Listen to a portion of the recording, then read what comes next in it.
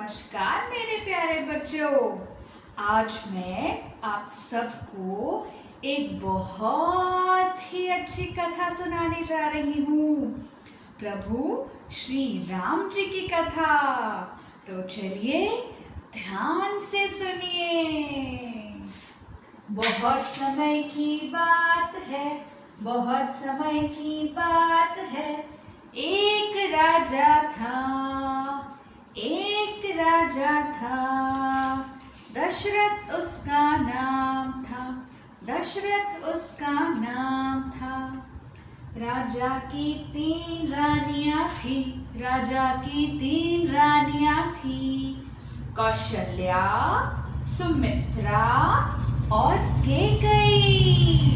कौशल्या, सुमित्रा और कैकेयी। राजा के 4 बेटे थे, राजा के 4 बेटे थे, राम, लक्ष्मण, भरत, शत्रुघ्न।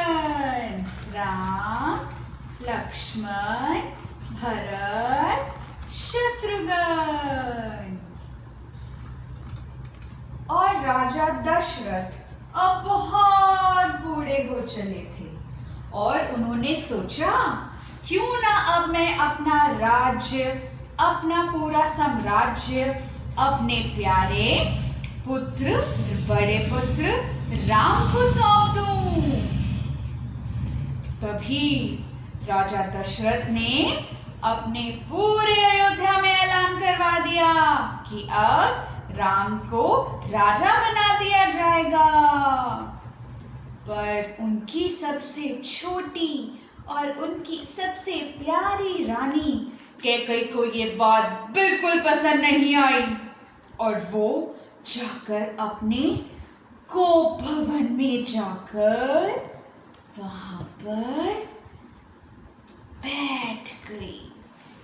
और राजा जब उनके पास आए तब रानी से पूछा, तुम क्या चाहती हो कैकेयी रानी? तुम क्यों कोप भवन में आकर बैठ गई हो? राजा, मैं चाहती हूं कि राज मेरे पुत्र भरत को मिला, ना कि उस राम को। मैं चाहती हूं राज भरत को मिले और उस राम को 14 वर्ष के लिए वनवास भेज दिया जाए। अभी के अभी ये निर्णय लिया जाए। प्रिय राजा जी।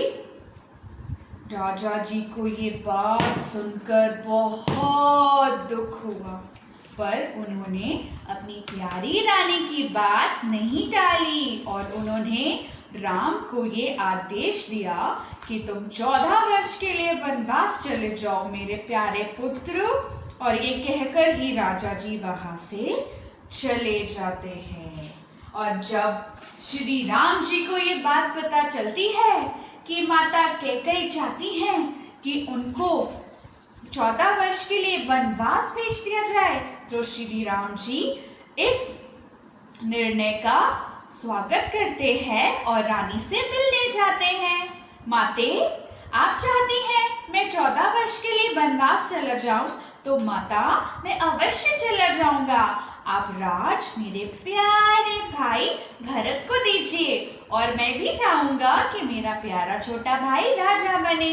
और आपकी आज्ञा के साथ मैं अब वनवास जा रहा हूँ माते। और माते के पैर स्पष्ट करके श्री राम जी वनवास चले जाते हैं और कैकेयी बहुत खुश हो जाती है। हा हा हा हा, अब मेरा पुत्र राजा बनेगा।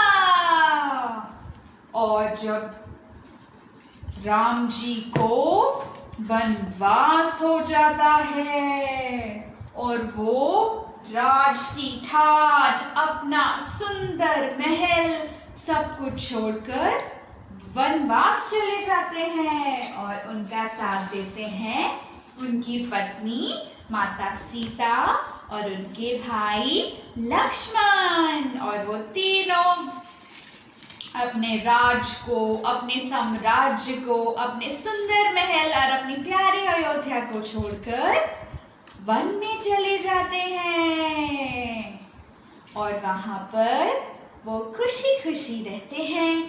सुंदर सुंदर वातावरण में, सुंदर पेड़ पौधे पक्षियों के बीच अपनी एक सुंदर सी छोटी सी कुटिया बनाते हैं। और एक दिन जब राम जी, लक्ष्मण जी और सीता अपनी प्यारी सी कुटिया के बाहर बैठे थे, तभी वहां पर अचानक से एक बहुत ही सुंदर चमकता हुआ, जगमगाता हुआ खूबसूरत सा हिरन आता है और वो वहां पर आकर टहलने लगता है। और जैसे ही उस खूबसूरत सुंदर चमकते हुए हिरन को सीता माता देखती हैं, वो बहुत खुश हो जाती हैं और वो श्री राम जी से कहती हैं, प्रभु देखिए वो हिरन कितना प्यारा है, ऐसा लग रहा है जैसे सोने का बना हुआ हो। तब श्री राम जी कहते हैं, नहीं प्रिय, मुझे तो ये कोई छल या कोई माया लगती है। नहीं नहीं प्रभु, कोई छल या माया नहीं, देखिए ना वो कितना खूबसूरत है, मैं उसको अपने पास रखना चाहूंगी, कृपया करके आप उसको मेरे लिए पकड़ के लाइए ना। तब राम जी कहते हैं, ठीक है सीते, तुम यहीं पे रुको। और वो अपने भाई लक्ष्मण से कहते हैं, भाई लक्ष्मण, मैं उस सुंदर हिरन को पकड़ कर लाता हूँ, जब तक तुम अपनी माता सीता का ख्याल रखना और तुम दोनों यहाँ से कहीं मत जाना। और ये कहकर श्री राम जी वहाँ से जाते हैं और लक्ष्मण जी उनको कहते हैं, अवश्य भ्राता, मैं उनका ख्याल रखूंगा। और श्री राम जी उस हिरन को पकड़ने के लिए वहाँ से चले जाते हैं। और तभी बहुत जोर की आवाज आती है, बचाओ बचाओ, लक्ष्मण सीते मेरी मदद करो। ये सुनकर सीता माता बहुत घबरा जाती है। हे लक्ष्मण, ये तुम्हारे भ्राता की आवाज लग रही है, मुझे लगता है स्वामी संकट में है। भ्राता जाइए और उनकी मदद करिए, मेरे को बहुत डर लग रहा है, आपके भाई जरूर किसी संकट में हैं। तब लक्ष्मण जी उनको कहते हैं, नहीं माते, राम जी को कुछ नहीं हो सकता, जरूर ही कोई छल या माया है। नहीं लक्ष्मण, तुम कैसे भाई हो? तुम्हें अपने भाई की आवाज सुनकर भी विश्वास नहीं हो रहा? मैं आज तुम्हें आदेश देती हूँ, अभी के अभी जाओ और राम जी को ढूंढ के लेकर आओ। तब लक्ष्मण कहते हैं, अवश्य माता, जैसी आपकी आज्ञा हो, परंतु मैं आपको सुरक्षित रखने के लिए यहाँ पर एक लक्ष्मण रेखा आपको सुरक्षित करने के लिए खींच कर जा रहा हूँ माते। कृपया कुछ भी हो जाए, इस लक्ष्मण रेखा से बाहर नहीं आना आपको, ठीक है? तब लक्ष्मण जी पूरी कुटिया के आसपास एक रेखा बना देते हैं और माता को कहते हैं, माता अब मैं जा रहा हूँ, अब आप कुटिया में जाइए और बाहर नहीं आइएगा जब तक हम ना आए। माता सीता अपनी कुटिया में बैठ जाती हैं और लक्ष्मण श्री राम जी को ढूंढने चले जाते हैं। और जैसे ही लक्ष्मण जी राम जी को ढूंढने जाते हैं, वहां पर एक साधु आता है। भिक्षाम देहि, भिक्षाम देहि, भिक्षाम देहि, भिक्षाम देहि। हे माता, बहुत भूख लगी है, क्या इस स्वामी को कोई भोजन मिल सकेगा? अवश्य साधुवर, आप रुकिए, मैं अभी आपके लिए कुछ खाने के लेकर आती हूँ। और ये कहकर सीता माँ अंदर जाती हैं और कुछ फल एक टोकरी में डालकर साधु के लिए लेकर आती हैं और बोलती हैं, हे साधुवर, कृपया आप अंदर आइए और भोजन करिए। नहीं, मैं अंदर नहीं आ सकता, तुम बाहर आओ और बाहर आकर हमें भोजन दो, वरना मैं तुम्हें श्राप दूंगा। नहीं नहीं नहीं साधु, मुझे क्षमा करें, मुझे क्षमा करें, पर मैं इस रेखा के पार नहीं आ सकती। कृपया आप अंदर आए और अपना भोजन ग्रहण करें और मुझे माफ करें स्वामी। नहीं, ये हमारा अपमान है, हम जा रहे हैं और तुम्हें श्राप देते हैं। नहीं नहीं नहीं नहीं नहीं नहीं साधुवर, नहीं, मुझे क्षमा करें, मुझे क्षमा करें, मुझे क्षमा करें, मैं अभी आती हूँ, मैं अभी आती हूँ।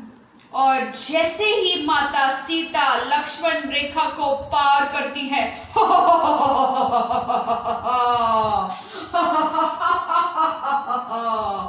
वो साधु रावण होता है। और जैसे ही सीता माँ उनके सामने आती हैं, वो अपने असली रूप में आ जाता है। ए सीते, मैं तुम्हें हरने आया हूँ, चलो मेरे साथ।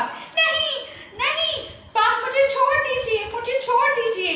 सीता बहुत जोर जोर से सबको बुलाती हैं, मदद मांगती हैं, पर कोई नहीं आता। और रावण उनको अपने साथ अपनी नगरी लंका में ले जाता है।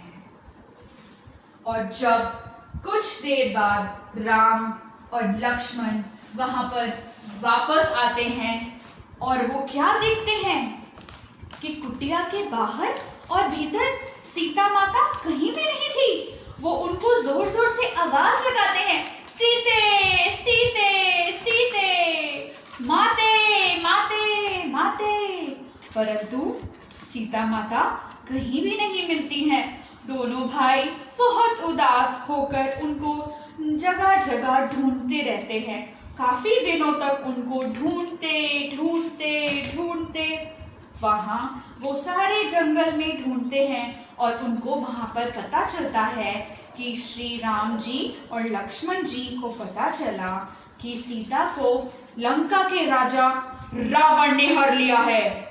और जब वो उनको ढूंढने के लिए घूमते हैं, तब उनकी मुलाकात उनकी राम जी के सबसे प्यारे भक्त और उनके हर आज्ञा का पालन करने वाले, उनको सबसे ज्यादा आदर और सत्कार देने वाले हनुमान जी से होती है। जब राम जी लक्ष्मण जी सीता को ढूंढ रहे होते हैं, तब हनुमान जी अपना हाथ आगे बढ़ाकर अपनी पूरी वानर सेना के साथ श्री राम जी की मदद करते हैं। वहां पर वो एक बहुत बड़ी नदी को पार कर वानर सेना की मदद से एक बहुत बड़ा ब्रिज बनाते हैं, पुल बनाते हैं, और हर पत्थर पर जय श्री राम लिखा जाता है। और वो पत्थरों से पुल बनाकर बहुत बड़े समुद्र को पार कर राम जी, लक्ष्मण जी और हनुमान जी रावण की लंका में पहुंचते हैं। और जैसे ही राम जी, लक्ष्मण जी, हनुमान और पूरी वानर सेना जैसे ही लंका में पहुंचती है, और वो रावण से मिलकर राम जी कहते हैं, हे रावण, तूने मेरी पत्नी को हर लिया है, और मेरा आदेश है कि अभी के अभी उनको मेरे साथ वापस भेज दिया जाए। तब रावण बोलता है,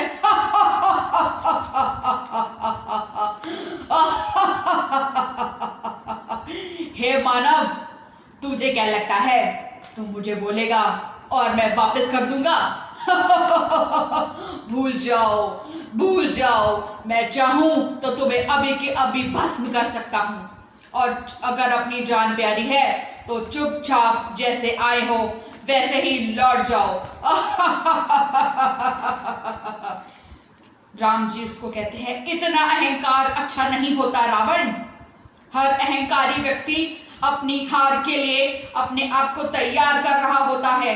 कभी भी अहंकार में आकर बड़े बोल नहीं बोलने चाहिए। अगर तुम मेरी पत्नी सीता को नहीं लौटाओगे तो मुझसे युद्ध करने के लिए तैयार हो जाओ। रावण बोलता है,